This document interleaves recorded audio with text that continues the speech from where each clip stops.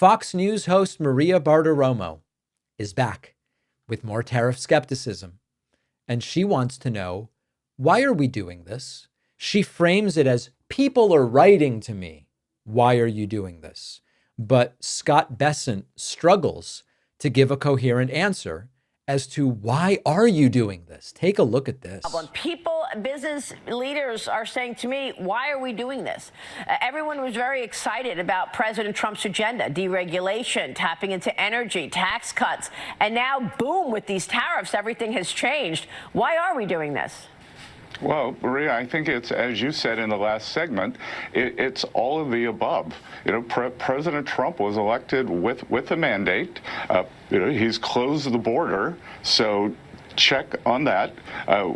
So I'm so sorry to have to interrupt. First of all, he's closed the border. The question was, why are we doing this? Okay. Secondly, the Trump mandate.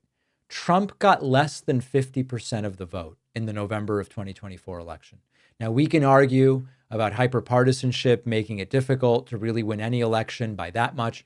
Okay, save it, because we saw the Biden results from 2020. Most of the people who voted in November voted for somebody else.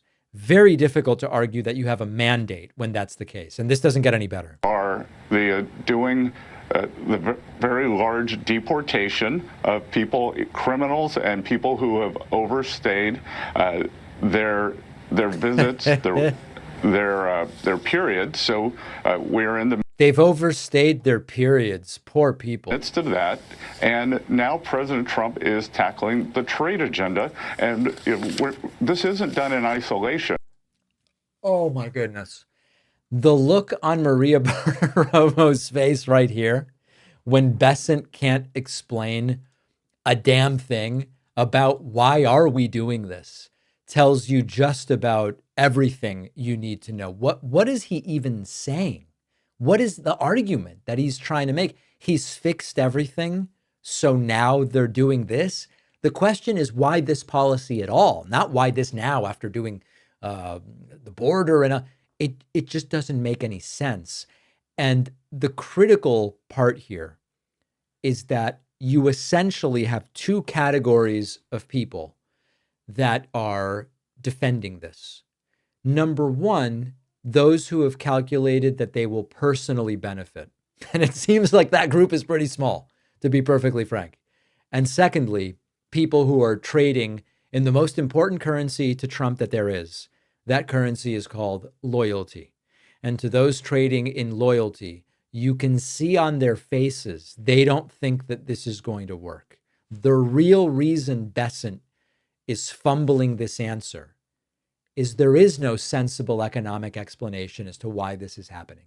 So I continue to believe that the most likely off-ramp, the off-ramp that will most allow Donald Trump to save face, is to say, they all capitulated.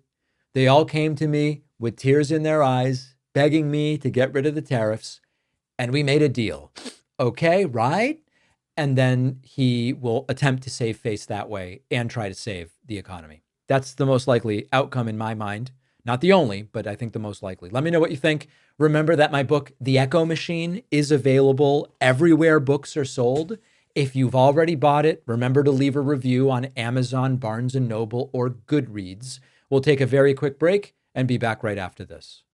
After researching, writing, refining, The Echo Machine, my book, is finally out. This is not just a book about how American politics got so broken.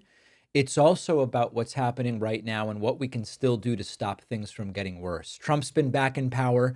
The results have been even more catastrophic than many feared, with targeting of political opponents and gutting democratic institutions, laying the groundwork to even further consolidate power. But the thing is that none of this is inevitable. The same forces that brought us here can be countered if we understand how they work and what to do about them. And that's what the Echo Machine is all about. Some say that without corporate media backing, books like this can't succeed.